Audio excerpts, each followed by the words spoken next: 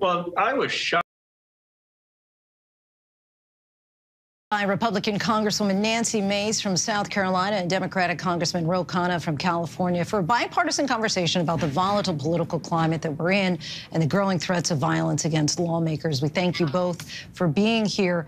While initially a reaction to Friday's assault on Speaker Pelosi's husband had both Democrats and Republicans expressing their sympathy for Paul Pelosi and condemning the attack, the tone seemed to shift to one of both parties and pointing the finger at each other for creating a divided political environment. Congresswoman Mace, we'll ask you first, do you think that there's some truth at all to the claims that Republican messaging actually fanned the flames, allowing for this kind of political attack to occur? Well, I think anyone who makes that claim really isn't supportive of putting forth a solution. I myself, as a Republican, have been a victim of political violence over the last couple of years, 2 years specifically. I've had my car keyed.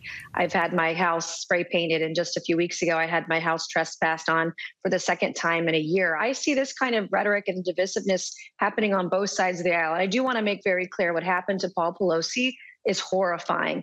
And it is the worst nightmare of any member of Congress to have themselves or a member of their family attacked in such a horrific way. And we should be condemning it in every way, shape, and form possible. Congressman Khanna, is the level of outrage different when a Republican is the target of political violence versus a Democrat?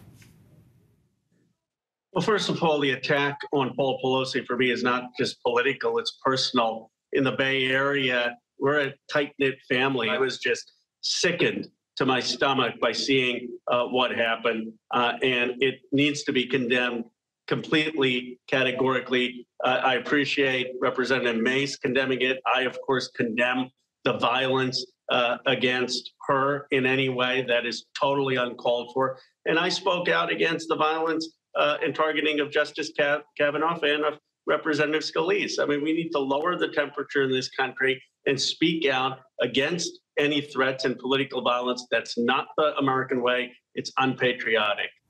How concerned are you that this political climate is just going to continue to get more divisive, more violent? I am very concerned, and I know that Congressman Khanna and I, we've shared stories about when we talk about the way that we've worked together, because he and I have worked together on several pieces of legislation and consider him a friend in Congress. But when we tell people, when we tweet about it, we'll each get threats. I see it from all sides. And rhetoric is very concerning because we do have to lower the temperature, and words have meaning. Words sometimes mean someone might come after you and take action, because you can't walk outside these days, or even go to the grocery store, go to church, or any type of public event without being worried about your safety. And I personally, I do carry a gun everywhere I go. And I have uniformed officers when I've got public events. And I am looking over my shoulder because of the threats on me and my family. And it's devastating to see that's where we are today, but we have to have people like Congressman Khanna and I that are willing to talk about it and talk about how we can work together and bring peace to just a very divisive situation in our country right now. Well, I love, first of all, that we're just having this conversation, and it's nice to see the split screen with both of you talking about this issue. What can you do to work together? I think it would be really helpful if Republicans and Democrats go to each other's districts, meet people there, so they get a sense that we are all patriots, even if we may disagree on particular issues. Of course, we need to condemn the conspiracy theories that are out there. But most important is to start to see the humanity in each other, to start to understand that we're parents and we're sons and daughters, and we all want, by and large, what's best for America. I mean, we really have worked together. And this is not kumbaya. I mean, look, you look at the Representative Mace and my voting record, it's probably 90% different. We probably disagree on many issues, but the point is we can put aside differences to come together to treat each other with respect. Curious to hear both of your thoughts on where the political climate goes from here.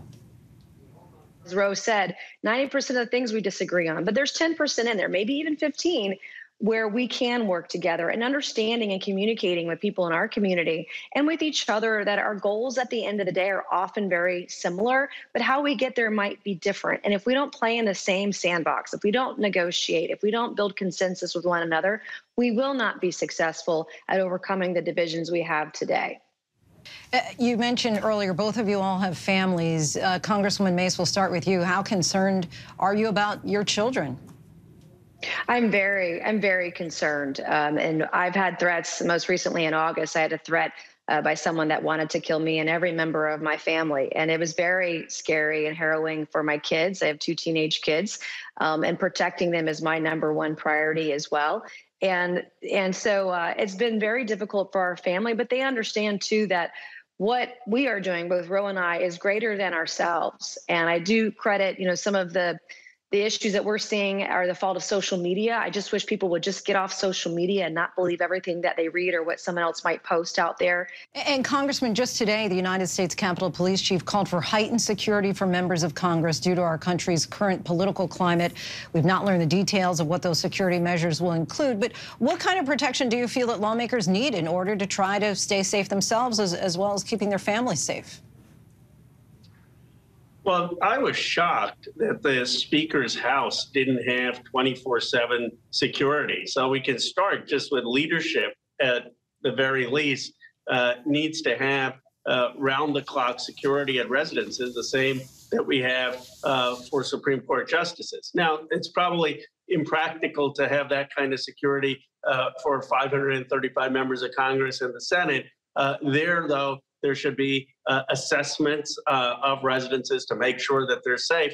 And for members who have had specific threats, I mean, like Representative Mace has had, they should have security on a case-by-case basis. Congressman Ro Khanna and Republican Congresswoman Nancy Mace, we thank you both so much for your time and for your example for this country, that we can listen to each other and have differing opinions and ideas. So we appreciate you inspiring us all.